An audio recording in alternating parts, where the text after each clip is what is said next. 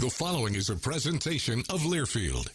Welcome to Duck Insider. Our whole athletic department, there's a level of expectations of success. Throw, catch, touchdown, Oregon. He can run and slam. Back out for a three. Left wing is good. Deep to right field at the warning track. See ya. Really excited that we get to rep our Ducks and hopefully come back to Eugene with some championships. At the buzzer. We have so many teams that are excelling right now. It's really fun to be a part of. Give it to me, baby. My house. I'm taking it there. Huge win for Oregon.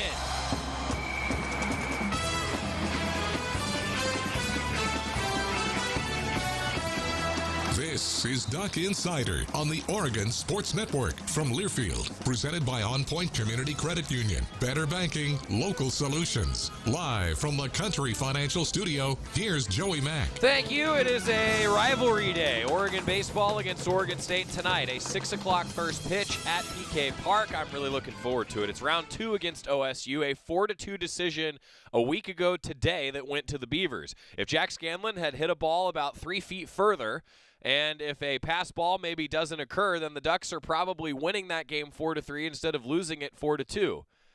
It's a game of inches, as they say, and I feel like that was the definition of that phrase last Tuesday. So we'll see what the Ducks have in store for the Beavers here coming up tonight. We also have Melyssa Lombardi, Oregon softball head coach. She's going to join us after the sweep of Oregon State at the Jane. Love to see it on Senior Day. Well done, Ducks. Women's tennis is headed to the NCAA tournament. They were in the selection field yesterday for the first time since 2018. Courtney Nagle, the Oregon tennis head coach, will chat with us in just a little while. Some honors for acrobatics and tumbling. Derek Radley.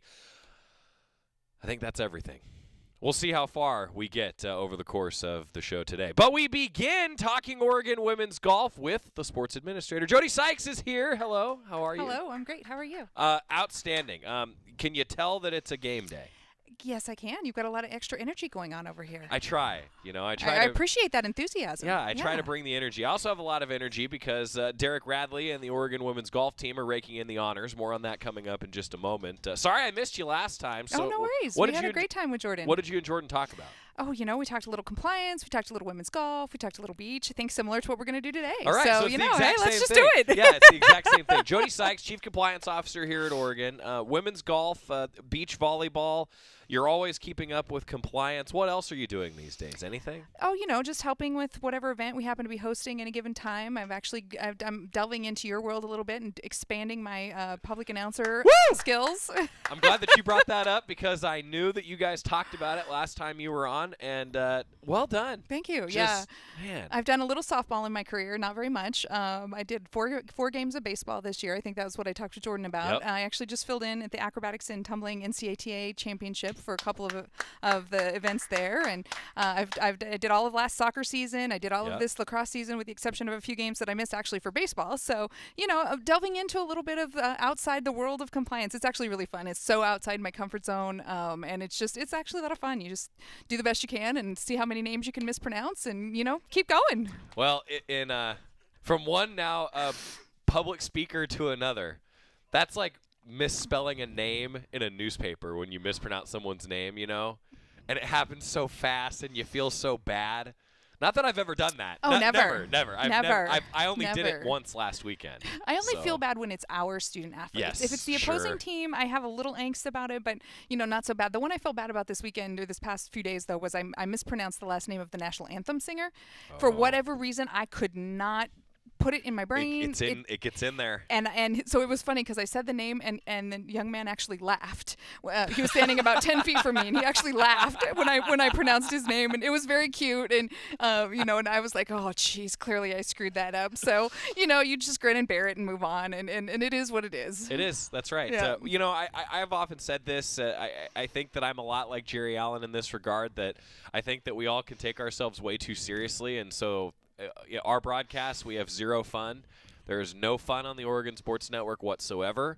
And certainly there are serious things, and there are a lot of things that we discuss that are serious, but We are in sports for a reason. I laugh at myself when I'm like, nope, that was wrong. And I say it on the PA. I'm like, nope, that was wrong. And now batting for the Ducks, or whatever. Like, I just correct it because I'm like, look, I know I screwed up. Here's the right name. Here's the right person, whatever. Here we go. And I try to correct it in real time. But sometimes, it just happens. I appreciate that. Jody Sykes joining us. So Derek Radley, Oregon women's golf head coach, one of 20 coaches named to the watch list for the Coach of the Year, National Coach of the Year award. Way to go, Coach Radley. And that's, of course, after one of the top teams in the country won the Pac-12 championship at Eugene Country Club. Yes, so, they did.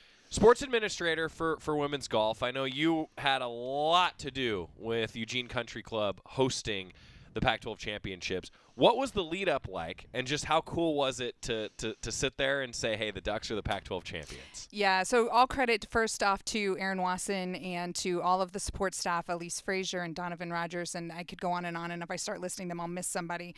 But all respect to them, all the prep we did, all the work we did in front, with the Pac-12 conference office staff, with the folks that were there to help us run it. An outstanding event. We did a really great job in some really awful conditions because the weather was miserable. It was unlike anything we've seen. And unfortunately, it really didn't give these other schools coming in the Pac-12 a chance to really see Eugene Country Club in all of its glory.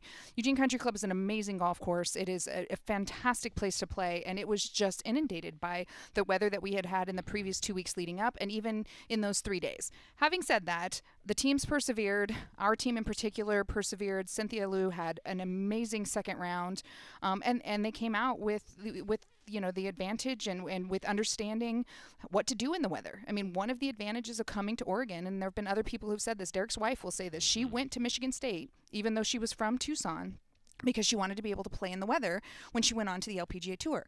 One of the advantages that our team has in this year and every year is we can play in anything. We can play in the heat, we can play in the wet, we can play in the wind, whatever it is, because we go to tournaments that are in those locations. We play here in some of that weather. And now it's going to be nice to have the Jake and have that be able to practice more consistently, even outdoors when there is some inclement weather. But you learn how to play in that, and that showed in this Pac-12 championship. The team was so excited. They would, just the biggest hug from Derek and Monica and the team after the fact. They worked so hard for it, and they plan to keep it going. Excited to go to regionals and continue to show what they can do this season. Coach Radley's going to be on the show later this week. We'll get the full breakdown of Albuquerque, and I know he's played there, so he knows. He's coached there. He knows what it's all about. We'll talk about that. Cynthia Liu has also been selected today as the Women's Golfer of the Month of April. And when you are one stroke off of the best round in Pac-12 championship women's golf history, I think it makes sense. Absolutely, yeah. She played phenomenally, and she's really had a great season, a great month, and her dad was here for the Pac-12 How cool championship. Is that? That was amazing. He was able to watch her at Augusta, and then he was able to stay for a couple of extra weeks and watch her play, at essentially our one and only home tournament that we've had in 4 years. So it was really phenomenal to have him there, and Sophie had family in from Denmark, and we had a whole bunch of other folks that were in from a variety of places. So great support, not only from the local community, but families able to come in and watch as well. It was great. So a number one seed in Albuquerque. The regionals are coming up next week. After this weekend, you'll see lots of preview. They'll have their practice round, and I'm sure that our guy Nate Kruger is going to be tweeting up a storm from the Oregon Women's Nate does Golf a great account. job. Yeah, the Oregon Women's Golf Twitter account. Good follow this time of year. If you're not already there, get there. Good follow. Absolutely. You going to go with them? I am. All right. Yeah, I am. It's going to be fun. I'm actually going to see if I can help Nate with the photographer a little bit. So all right. We can find the right person and get them out for some photos on a couple days and have some good stuff. Well, or we just add photography beyond PA. Do we have an editor? Like, we might need an editor. Nate can do that. Nate, I'm volunteering you. I'll do it. Shoot, that's great. Yeah, I mean, it's we can do that. If we don't find one, we'll check into that. We don't leave till Friday. Eric Evans, ace photographer for Oregon Athletics Amazing. for a couple decades now. Amazing work. Eric, if you have a crash course before Friday, I'm volunteering Jody because add to the skills, right? Add to the skills. Sure. The additional skills section of a resume. That's right. That's right. What do you put on there? What would you want to put on there? Oh gosh, I don't know. Helped make the world a better place. I like that. There skill. you go. That's a good skill. That's a good skill to have. That's a good skill. Right? You're a compliance officer. You're probably excellent in mini golf, I would imagine. I actually am not, because you don't get to use your own putter, right? Like you go there and you use the putter that they provide. You don't bring one? No, I've never brought one. We discussed this on the broadcast. Jordan Brenner's the guy that brings his own putter. Oh, interesting. To the mini golf course. Okay. I think if it were a competition, like if I were doing a mini golf competition, I probably would. But just for fun, I just use what they have. All right. I still have fun at it, though. Sure. Probably more fun than I do. I'm a better mini golfer than an actual golfer. Nice. So my short game is better than my long game. Nice. I guess. Nice. That's awesome. The entire roster for women's golf, it was all conference. That's the first time that's ever happened. Just the trajectory of the program, Jody, before heading into postseason, or the rest of the postseason, I should say, just how proud are you as the sports administrator to see what this program's doing, kind of living in the moment right now? Yeah, it really is fun to enjoy. All credit to Derek and Monica. They have really come in here and just invested their time and energy in growing the program, worked hard at recruiting, and just really had a focus on what they wanted and where they wanted to go. And the folks that were recruited prior to their arrival really bought into that. And then all of the recruits that have come since, have been a part of that as well. That just, Derek and Monica have this unique ability and vision and just amazing capability to motivate and to get these folks to do what they need to be doing. And it's reflective in our overall number 2 ranking, in our number 1 seed, in the 5 women being on the all-conference team. There's several of them that are up for All-America honors, and they're good students besides. The student-athlete part, they're very good students as well, for the most part. It's hard to maintain that when you're traveling and doing all of these things, and they have Augusta on top of that, and they've got U.S. Women's Open qualifying on top of that. And so it's not just the collegiate season, but it's all these other golf responsibilities and then the student responsibilities. And so, we keep that in perspective on all of these young ladies that are on the team and on all of our women's sports and men's sports too. They also have all these other obligations outside of just their sport, and how they manage to make it all work is quite impressive. Yeah. Monday, Tuesday, Wednesday next week. Be following along from the Ncaa Regionals. And remember, Ducks want to be in one of those top spots, top 4. Yep. And then you'll advance to the championship round, and then it gets to match play. And let's just say there's a lot of golf on the horizon. That's exactly right. There's a lot of golf on the horizon, so we'll keep you up to date. Okay, quick timeout. When we come back, what's the latest in compliance that fans need to know? The transfer portal is always the hot topic. I don't know if that's what Jody thinks the hot topic is right now, but we're going to find out. Talk a little beach volleyball after this, too, on the Oregon Sports Network from Learfield. From the weight room to the classroom, on the field and off it, On Point proudly supports University of Oregon athletics because student athletes do so much more than bring us pride on game day. They bring our entire community together in Eugene and all across Oregon. So whether you're watching the game in the stadium, at home, or at your favorite local business, their success makes all of us stronger. On Point Community Credit Union. Join in. OnPointCU.com. Federally insured by NCUA. Equal housing opportunity. As my family continued to grow, I realized I'd have to replace my beloved Jeep with something that has, well, more seats. I'm Jason Hines, Country Financial Rep and father of 7. Whether you're upgrading from your sporty ride with no room for a car seat or finally replacing your well-loved beater that still has a cassette player, you'll want the right protection for your new car. Work with a Country Financial Rep like me and get the protection you need at a price you can afford. Learn more at TakeSimpleSteps.com or contact a local Country representative. Don't go anywhere. Duck Insider continues after these messages on the Oregon Sports Network from Learfield. Papa, why can't we telegraph while riding a horse? Son, there ain't no one to blame but Jeffro. He was riding old Betsy the Stallion, tip-tapping away at his telegraph, when blam, ran right into the side of the saloon. Well, if Jeffro can't do it, neither should you. Don't text and drive. Visit StopTextStopWrecks.org. A message brought to you by the National Highway Traffic Safety Administration, Project Yellow Light, and the Ad Council. Adopt US Kids presents What to Expect When You're Expecting a Teenager. Learning the lingo. GOAT, G-O-A-T, acronym, stands for Greatest of All Time. As in, spaghetti sandwiches for dinner? They're my fave. Dad, you're the GOAT. You don't have to speak teen to be a perfect parent. Thousands of teens in foster care will love you just the same. Visit adoptuskids.org. Brought to you by the U.S. Department of Health and Human Services, Adopt U.S. Kids, and the Ad Council.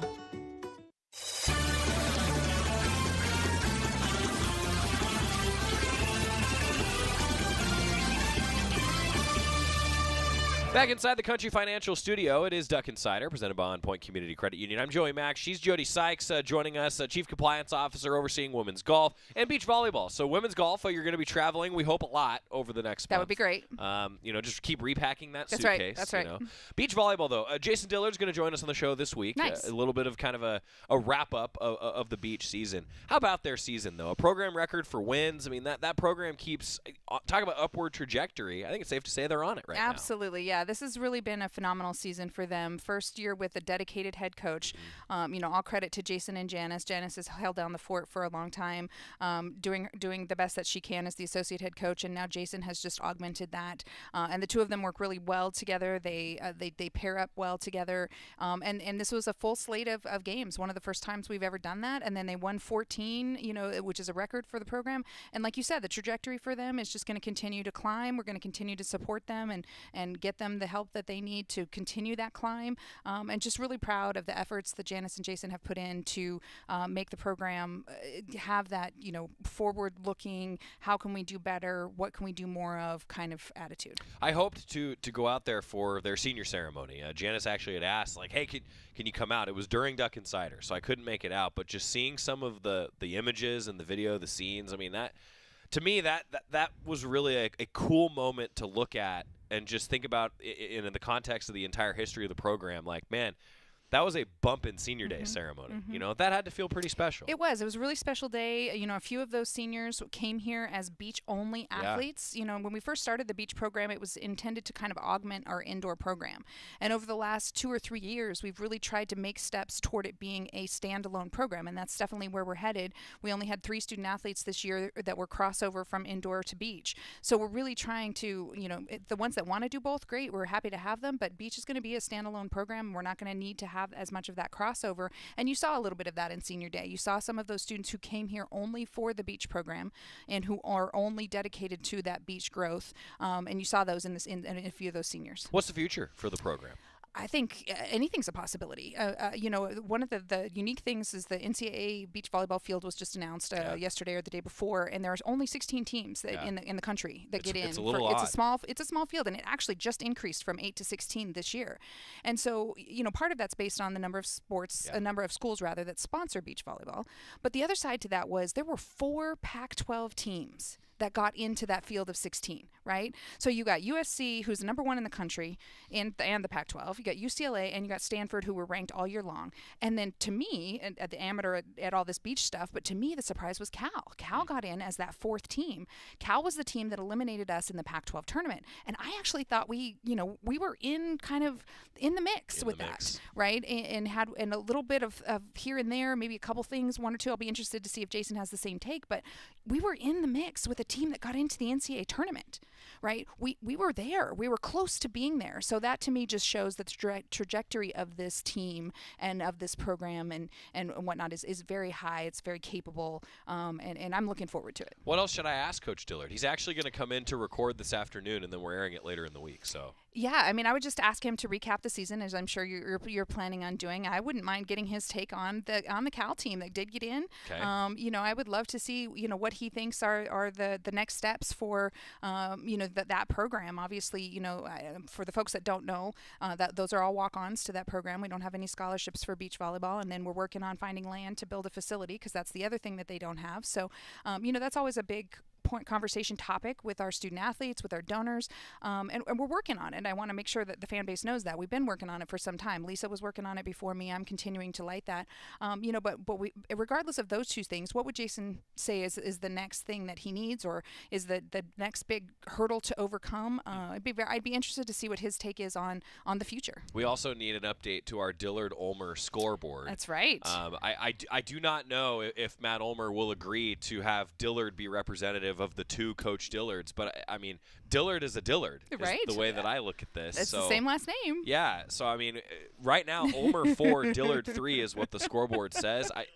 So Coach, if you're watching, you're listening, just know that there's a chance here to move up the board. Right. That just means Coach Ulmer has to come on more. Well, he's coming on the baseball broadcast actually next Tuesday after he throws out the first pitch. So I have a feeling he'll do something that'll up the scoreboard. The ante there. Okay. This is what happens. They're a competitive bunch. They are. They're a friendly, competitive bunch, and they are all very supportive of each other. So I can imagine that this will be a fun little thing. That's pretty cool just to hear about the sport continuing to grow. And I got to say, like, growing up in Santa Cruz, I mean, beach volleyball is the thing there. Right. Like, and so I've just been really excited to watch the growth of the program. Yeah, and I think, Oregon's a great place for it. I mean, yes, they play again in the wind and the rain and the weather and the wind.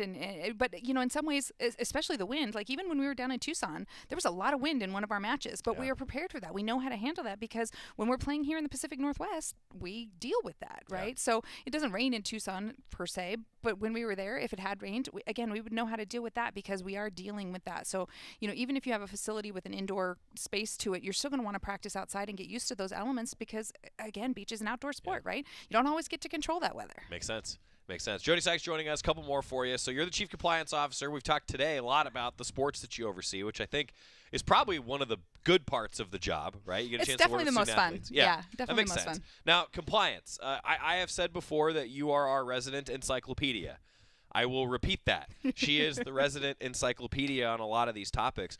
So what's the latest that fans should know? I mean, the transfer portal makes a lot of headlines. Yeah. NIL makes a lot of headlines. What's the update for fans? Yeah, I think the biggest one, obviously, that just hit in the past couple of days is about the transfer portal, which I think is relevant potentially to the fans. Everybody maybe is, if they're tracking on this, is seeing this May 1st deadline for the fall and winter sports. So the transfer bylaw has this deadline in it that says that if you're going to transfer and use this exception to be eligible right away, you have to have submitted your name by May 1st.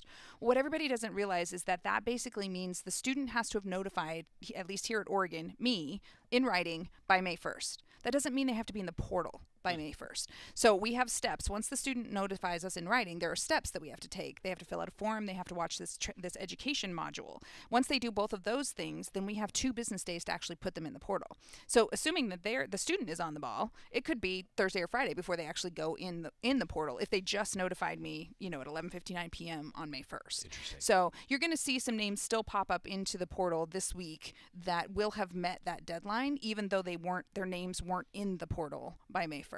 So devil's in the details. And it could be a little confusing to people who aren't tracking on those details, right? And then similarly, the spring sports have until July 1st. So there'll be another, segment right there at the end of June, beginning of July that fits into this. So right before the Independence Day holiday.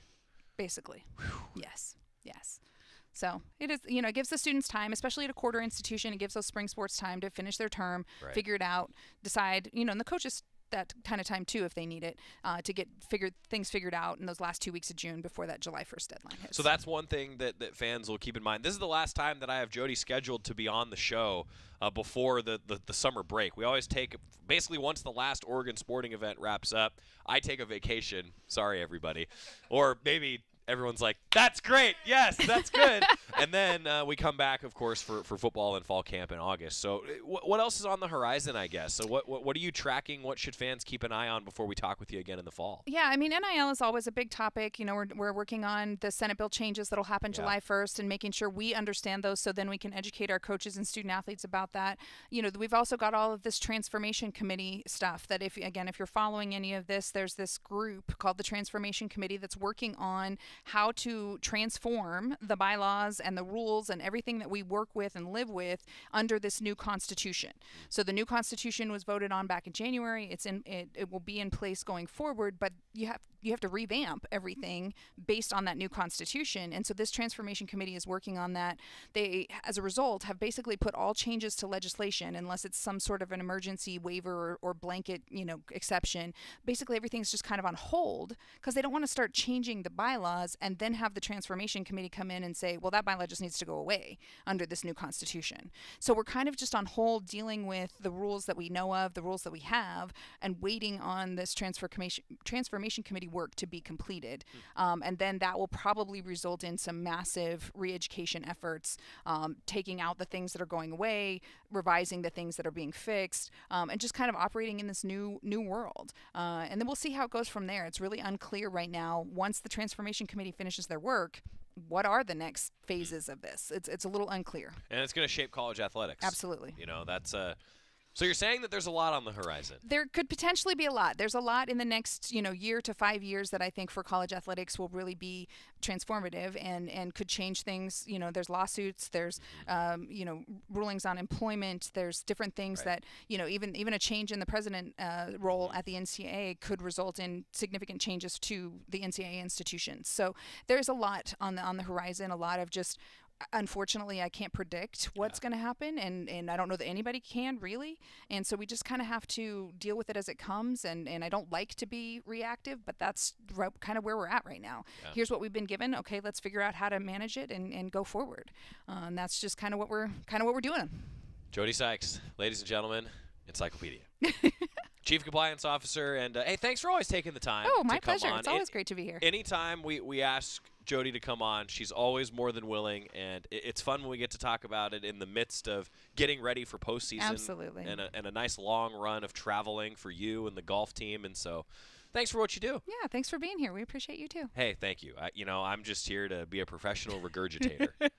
I have often said that is my top of resume special skills is I am a regurgitator. Yeah, well, some fans have to get their news one way and some fans get their news the other. That's so right. Might as well get it out there in multiple formats so that, they can get it all. That's right.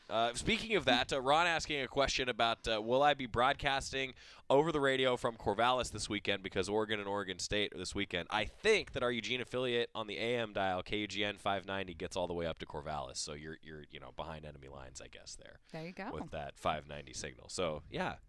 Thank you, Jody. Of course. My really pleasure. Appreciate Thanks for having me. We will maybe talk to Jody again. We'll see where the women's golf season goes. We'll figure it out. Yeah. It'll be great. Up next, Melyssa Lombardi, Oregon softball head coach. She's going to join us here in the Country Financial Studio. They swept OSU over the weekend, celebrating the seniors the right way. Coach Lombardi with us right after this on the Oregon Sports Network from Learfield. At Shadow Hills Country Club, our all-inclusive event pricing allows us to take care of all of the details while you enjoy your event. Our wedding garden, expansive grounds, ballroom, and meeting rooms can accommodate any size event and come complete with full catering and service staff. From weddings to business and social events, Shadow Hills offers the benefits of a resort atmosphere and the peace of a country setting just minutes from downtown Eugene. For more details, call us today or go to shadowhillsevents.com. Money isn't interested in the fact that you dream of going to Greece, and it doesn't pace at night wondering how you'll pay for braces 3 times. The point is, money without people is just money. Only people can use it to run the family ranch, buy their first house, or adopt a happy old dog. To us, the powerful thing about money isn't money at all. It's helping you harness the power of yours. On Point. People are the point. Federally insured by NCUA. Equal housing opportunity. Duck Insider continues after this timeout on the Oregon Sports Network from Learfield.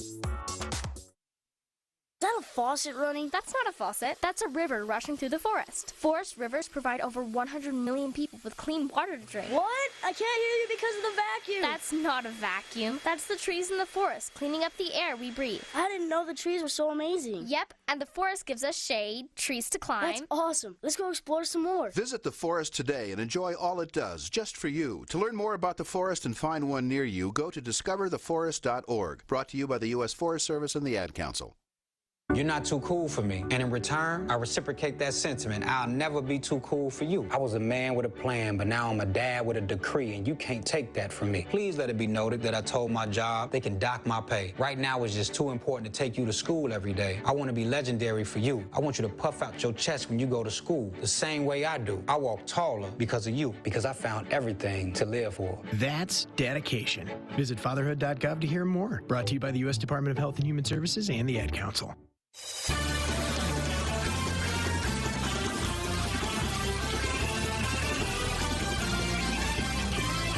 Welcome back to Duck Insider, presented by On Point Community Credit Union. I'm Joey Mack in the Country Financial Studio. Coming off a sweep, let's go. Melyssa Lombardi is here, Oregon softball head coach. Coach, that'd just be a great feeling. The hard work pays off. You get a sweep at the Jane. Recap the weekend for us. Yeah, hard work definitely pays off. We just keep talking with our team about reaping their harvest and to keep putting the work in. The harvest is coming, and we got to see that this weekend. Some emotions on senior day? Yes, for sure. For sure.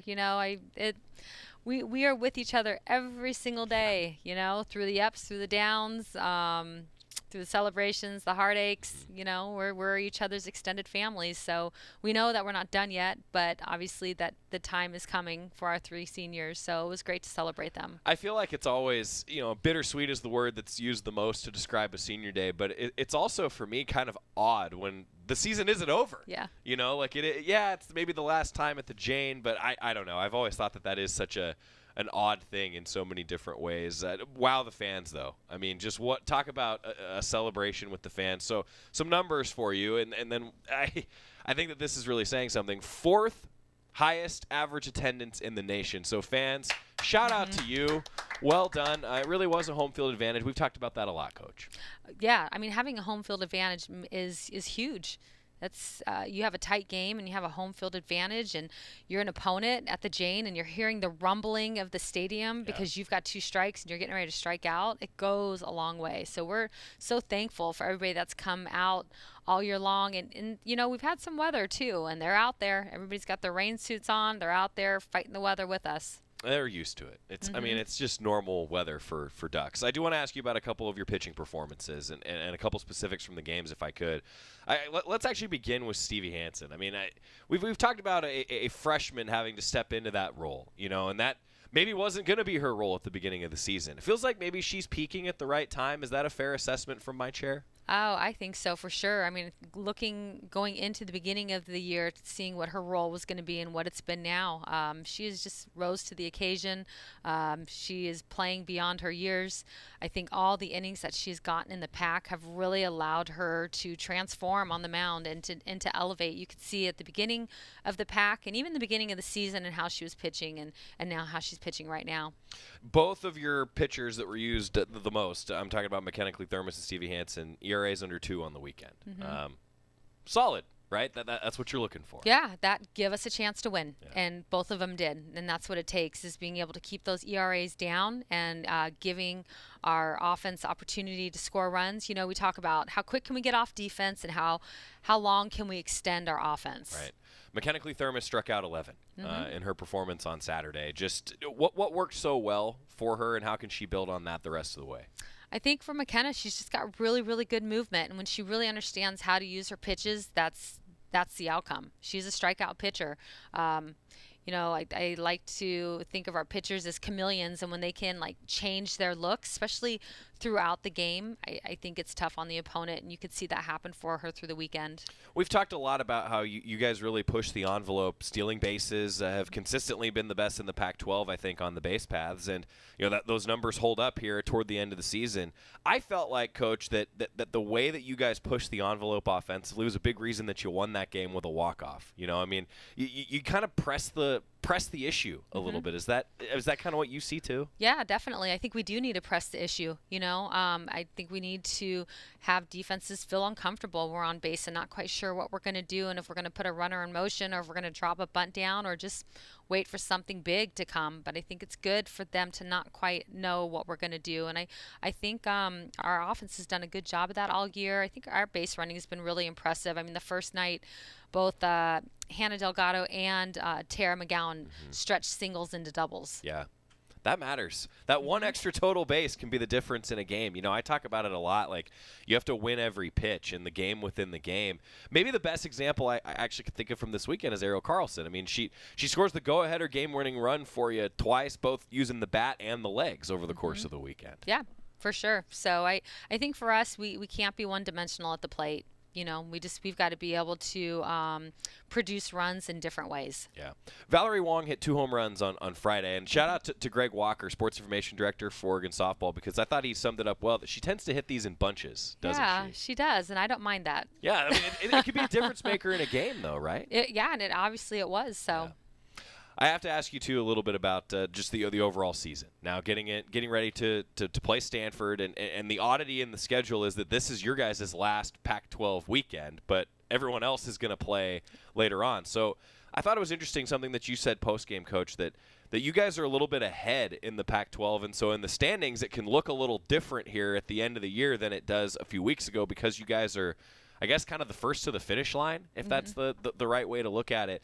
How has that impacted the team and the way that you guys have kind of had to stay with it throughout the Pac-12 season? Well, I just think understanding big picture. Sometimes you get caught up in the middle of what you're doing, whether you're having success or you're not. You just get caught up, and you have to take a second, sit back, and look at the entire picture. So, I mean, we came into last weekend and we were on the bottom of the Pac-12 standings, and now if you look, we're right in the middle. Yeah. So it's just the Pac is a grind, and you have to remember that, and just embrace it and continue to move forward, I guess is the best way to describe it. And I think our athletes have handled it really, really well. I feel like it's an old, I don't know if cliche is the right word, that the student athletes maybe move on from a loss quicker than a coaching staff does. You're laughing. So has that been true? Yeah. They do. I need to move on quicker. Well, it's hard though, right? I mean, it's hard. It's difficult to do, and especially in a conference, I feel like that is so tight. I mean, so just to give everybody an idea, I mean, you look at the conference standings right now, and Stanford's at 8-10. You guys are at 8-13. Well, that's your next opponent. Yeah. I mean, you have a chance to finish in fourth place, and I think what is maybe the toughest conference in the country. Yeah, and that's why you have to keep moving forward. You can't get caught up with what just happened, whether it's good or bad, because you get caught up. Say, we just got caught up with our sweep, right? And then we're not ready for what's next. It's not going to work. You gotta.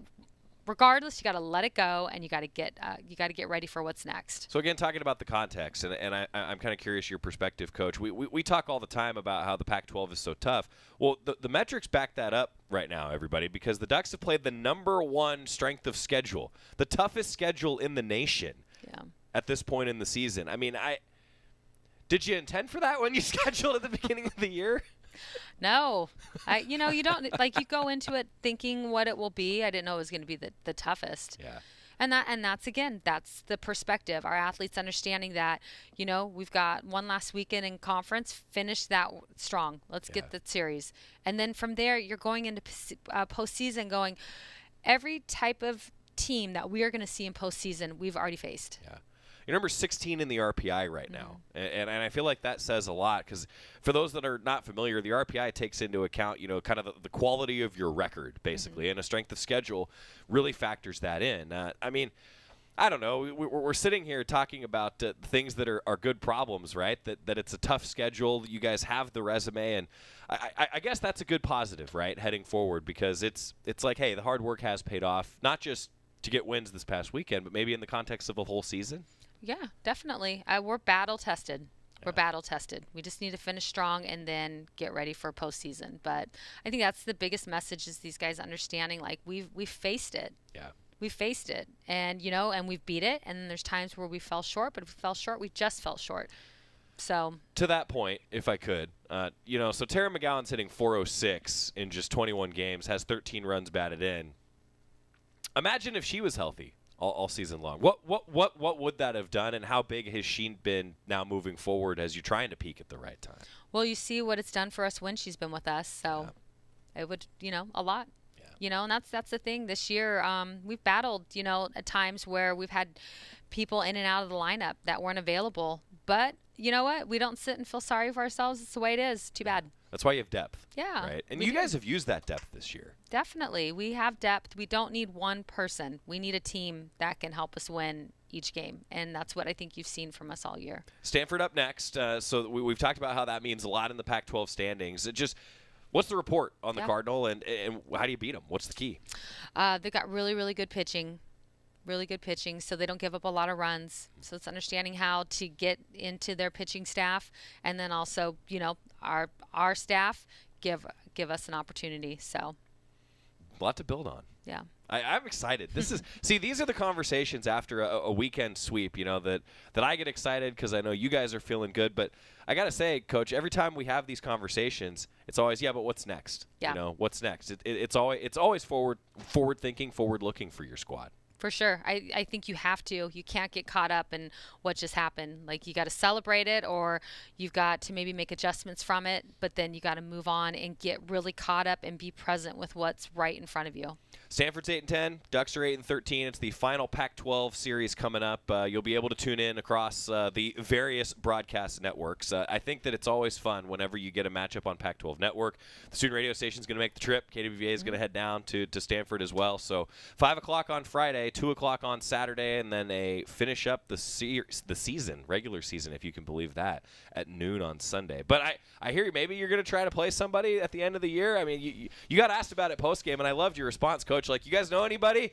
anybody tuning in has an open slot on their schedule. Yeah, we're interested. Let us know. Give us a call. I love it. I love it. That's that seems like modern collegiate sports right there. Like, we saw it out of necessity in football in particular during COVID. Mm-hmm. Like, it can be done, right? Yep. It can be done. So who knows? Maybe the Ducks will be playing somebody else at the Jane. I don't know. Who's to know? Melyssa Lombardi, head coach, Oregon softball. Thank you. Thank you. Appreciate the time, and best of luck, safe travels. All right, thanks. All right, we're going to get time out. When we come back, women's tennis is heading to the NCAA tournament. We're going to talk with Courtney Nagle coming up on the Oregon Sports Network from Learfield. Summer starts here at your local Toyota dealer. Come in for huge savings on great Toyotas, like the adventurous RAV4, the sleek Venza, and the Ruby Highlander. For more information, visit Toyota.com. Toyota, let's go places. After 2 years of construction, my wife and I finally moved into our dream home. So when a bathtub fixture broke, causing major water damage, I was glad we had the home insurance protection we needed. How do you know your home is protected? Talk to a Country Financial rep like me, Nick Simon. We can help you understand your options and select coverages to meet your needs. Then if something happens to your home, you won't have any surprises. Need the right coverage for your home but not sure where to start? Visit TakeSimpleSteps.com or contact a local Country representative. Summer starts here at your local Toyota dealer. Come in for huge savings on great Toyotas, like the adventurous RAV4, the sleek Venza, and the Ruby Highlander.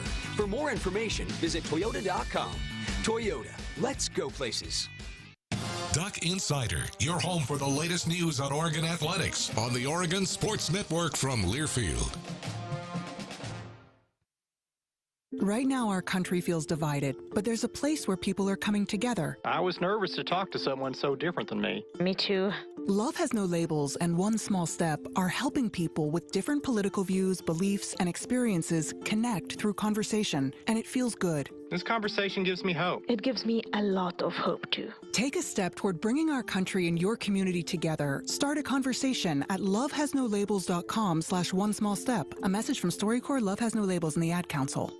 When you went car shopping, you meant business. You aced vehicle history searches and test drives. You out-salesmaned the salesman. Now you've got your wheels. If you manage that, you can get your retirement plan on track. Visiting aceyourretirement.org can help. With 401k tips and smart saving strategies, you'll have the info you need to get more for your future. Go to aceyourretirement.org, because when it comes to speeding past financial challenges, you're an ace. Brought to you by AARP and the Ad Council.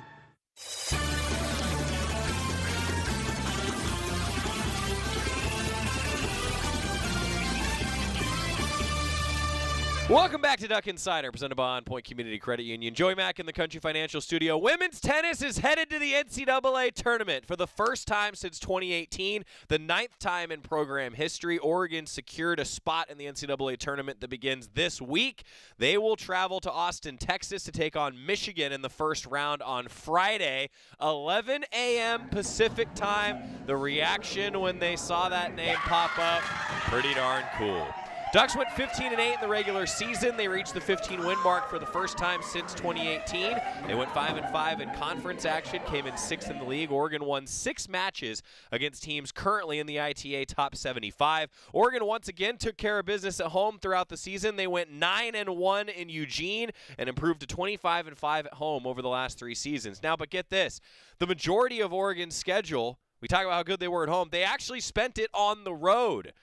Majority of their schedule was on the road. A pair of freshmen have led the way for the Ducks. We're going to hear from them coming up a little later on this week. Sophie Lucier went 20-9 in singles play, went 13-7 in the dual season at the #1 spot. Karin Young joined the team in January and has gone 17-2 in singles. A couple freshmen that are leading the way for the Ducks. Oregon is 4-8 all-time in the 8 NCAA tournament appearances under their belts so far. They take on Michigan in the first round. The winner likely plays just the defending national champion in Texas. We'll see what happens. Courtney Nagle, the Oregon tennis head coach. We actually were going to talk with her in addition to this chat yesterday on the show later in the week, but because of such a tight turnaround, they're on a flight this afternoon after they found out where they were going yesterday afternoon. Courtney Nagle talking with the media. Even if you're relatively confident you're going to see your name, what's it like to see it pop up and see the team react the way they did? It feels great. I mean, I'm just super excited for this team and the girls to have this opportunity to continue our season. But yeah, it feels great. You heard the noise in there. They're excited. We're excited. What was the confidence level? I mean, do you feel like you had the resume to merit inclusion? Yeah, there's some sites that we can look at that has some projections that put us in a place that I felt like it was going to be tough for us not to be in it. But you never feel too safe until you see your name written on that draw. So it feels a lot better now. Such a young group.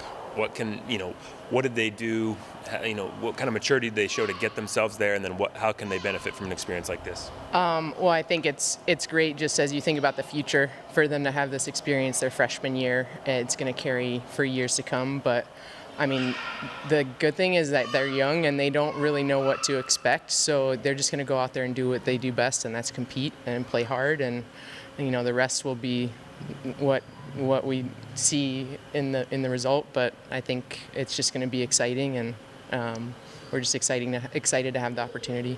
And the stereotypical sort of fear would be just happy to be there. What's your sense for this group and kind of the level of motivation they're going to have to not just be happy to make it? They're determined. I think they've been tested throughout the season. We've faced adversity. We've had a lot of challenges. We've been road tested. We play well on the road. Last year we didn't play as well on the road. This year we have been tested and they are ready to go. We've had great practices. I feel really good about this team and where we're going. So I think they're just gonna compete their hearts out, and they don't want to go home after the first match. They want to keep going. So hopefully we can do that. How do you think the schedule has kind of helped them become a little bit more battle tested? We had a lot of road matches this year. It was our season in the Pac-12 where we had more away matches and mostly at the end of the season as well. So I think we played in altitude. We played tough weeks where we were gone a lot, and they've had to juggle school and all that stuff. So I think they're ready for it even now that we have another trip ahead of us. So what do you think about the draw? Yeah, it's just a draw. I mean, every match is another match, and we have to tackle each opponent. Excited about our match against Michigan. I don't know a ton about their players at the moment, but we're going to be doing some scouting of their results in their matches, and then we'll take that one match at a time. But we're just excited to continue this journey and see what we can do from there. We've seen now 3 Pac-12 teams already make it with UCLA and USC joining you. Undoubtedly, there's going to be more to come. Has playing in such a tough conference given you that kind of confidence that you can hang and play with anyone? Yeah, I think we can hang with any team that we're up against, and I think it's going to be really important that we come out strong in the doubles. That always gives us a lot of confidence going into the singles, but even when we haven't won the doubles point, we have been successful, but that's been a big focus of ours just the past couple of weeks, is just really strengthening that so we can come out and get ourselves going the right way. What have you learned from your past experiences at other places that maybe you can kind of give to this very young team that you got here heading into what they're about to expect? I think that I've learned a lot, but I think it's not going to take something special. It's not because someone else across the other side of the court is that much better than you. It's about who competes better in those moments, who takes the chances that are there, uses those opportunities, and plays with courage and goes after it and doesn't give up. Those are the biggest things that I've seen along the road, just regardless of talent level of teams, it's going to be who's going to be the more determined and hungry team out there that gets it done. Back to your youth, I mean, you have gotten some great results from freshmen this year. Obviously, you recruited talented players, and that's a huge factor. But, you know, what else do you think has been a factor in just them having early success and helping you get to this position? I think it's been refreshing, one, but like it's created a lot of trust just amongst the team in general, knowing that you have players out there that are, one, getting it done and are very successful at their positions. I mean, I think we have a lot of players on our team right now that have 15 plus wins over the season. I think at least 3 of our players. So just like that experience under your belt, that trust that's been built throughout the season, it's nice knowing when you're going into the match that those players have that ability to get it done. So regardless of the result of the doubles point, you know that you have a shot. Coach, heading down deep into the heart of Texas to take on the defending national champion, potentially so early on as the second match. What's that conversation going to be like, telling them, hey, we're playing a team that knows what they're doing here fairly soon on? I'm not looking ahead to that match yet. I'm focused on the first match, so I'll let you know after we get through the first one. Courtney Nagle, that's pretty cool. But yeah, they're heading out to Texas. Friday, 11 a.m. We'll be following along Oregon women's tennis. They're in action in the NCAA tournament. Acrobatics and tumbling, the trio tumbling pass of Alyssa Hugh, Sarah Buckner, and Kaylee Barrera was awarded the event championship in trio tumbling on Monday. The NCATA corrected a start value entry error made during Saturday's finals. The title was initially awarded to Baylor, but a review of the tournament on Monday identified the error, and so the Ducks get a championship. The trio tumbling championship as part of the Acrobatics and Tumbling Championships that were hosted here in Eugene. That's pretty cool. Title is Oregon's first since 2019, so it's been a few years for the Ducks. Also, Derek Radley, I want to hit this again. One of 20 coaches named to the watch list for the Division I National Coach of the Year award. That's pretty cool. Recognized as the highest annual coaching honor in women's collegiate golf, he's on the list. Might win the darn thing, especially with the way that the Ducks have been playing lately. Second year in a row that he has been on that watch list heading into the final few weeks of the women's golf season. Ducks ranked number 2 in the country right now. First ever Pac-12 championship was claimed last month at Eugene Country Club, and the Ducks' entire starting lineup was all conference. I think that it's safe to say that as the number 1 seed in the Albuquerque Regionals set for through Wednesday of next week, Ducks have a pretty darn good chance to move on out of the regionals, top 4 advance, and then to the national championship round. Also for women's golf, Cynthia Liu has been selected as the Pac-12 Women's Golfer of the Month for April. The league office announced that on Tuesday, this morning. And Liu claimed her second Conference Golfer of the Month honor of the season after becoming the second Duck ever to win the individual Pac-12 title at Eugene Country Club. She was 1 stroke shy of matching the best round in Pac-12 championship history. She's the Golfer of the Month. Might be the Golfer of the Year. We'll find out. When we come back, a little bit of softball, actually. I want to go back in time as we talked with Coach Lombardi. Going to hear from Gabby Herrera next on the Oregon Sports Network from Learfield. As my family continued to grow, I realized I'd have to replace my beloved Jeep with something that has, well, more seats. I'm Jason Hines, Country Financial Rep and father of 7. Whether you're upgrading from your sporty ride with no room for a car seat or finally replacing your well-loved beater that still has a cassette player, you'll want the right protection for your new car. Work with a Country Financial Rep like me and get the protection you need at a price you can afford. Learn more at TakeSimpleSteps.com or contact a local Country representative.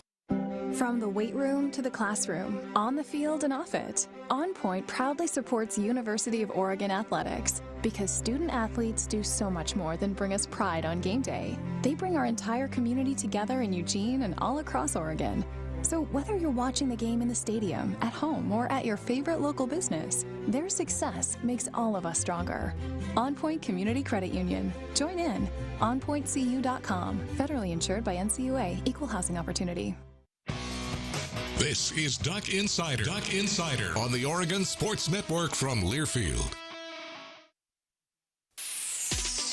Look out, world, we're getting strong. The future's here and we belong. She can step, she can do more. Like build a rocket and watch it soar. Or clean the oceans and make the world a better place. Oh.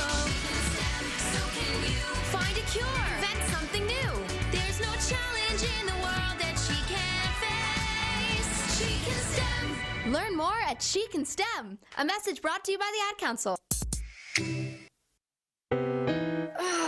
Steven. Who said that? Me, down here. Ugh, what are you, a yellow booger? I'm a banana slug, Steven. What are you doing in my room? I'm your sense of adventure. It's been a long time since we've had an adventure in the forest. Mom took me to the forest last year. I'm a slug, Steven. It took me a long time to get here. You're right. I should get out. Yeah, the forest is not that far away. Hey, Mom! Come to the forest where the more adventurous you lives. Check out discovertheforest.org for cool places nearby. Brought to you by the U.S. Forest Service and the Ad Council.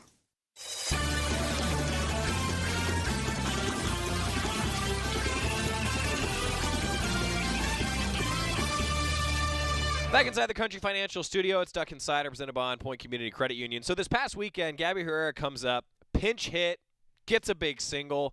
It was one of the cooler moments of the weekend because you talk about getting clutch hits, but also individuals that get those clutch hits, I think sometimes it can be forgotten a little bit. And after Senior Day, Gabby Herrera talked with the media a little bit about, well, her experience.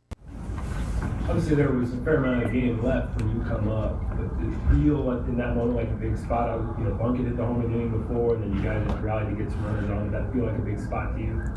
Yeah, I think pinch hitting is always a big spot. You come in and they rely on you to do your job, so I think it's just really focusing on slowing your breath and doing it for everybody else rather than focusing on yourself, because if you do that, it can turn bad really fast. How do you keep your mindset? I mean, it's easy to say, but it's like you said, coming in and pinch hitting is hard, and you've had tremendous success doing it. How are you able to keep your mindset right to be called on at a moment's notice? Yeah, I think it's just always expecting to go in, like all game, no matter what. I'm just ready to go. I think I started calling signs with Coach Lombardi earlier in the season. I think it does a good job of keeping me in the game and focused the entire time. But also it's just knowing that I'm going to go in. It's not if I go in, it's when I go in. So I think just staying in that mindset and being ready to go all the time has really allowed me to be successful in a pinch hitting role. So I wanted to play that at the end of the show today because Gabby Herrera had that big pinch hit opportunity, and she's very similar to Oregon baseball's Tyler Gannis. Tyler Gannis, actually, if you're live with us in the 1 o'clock hour, you're going to hear this later tonight on the Toyota Coaches Corner with Mark Wazakowski. Tyler Gannis is going to lead off for the Ducks tonight. Oregon baseball taking on Oregon State. It's a 5:45 pregame show here on the Oregon Sports Network. We've got the broadcast on the Oregon live stream tonight as well. And the Ducks want some energy from a Tyler Gannis type. And I thought, Gabby Herrera talked about how she's always ready to go in. She's always ready for that opportunity. That's exactly the way Tyler Gannis has approached it. He's hitting over 500 as a pinch hitter for the Ducks this year.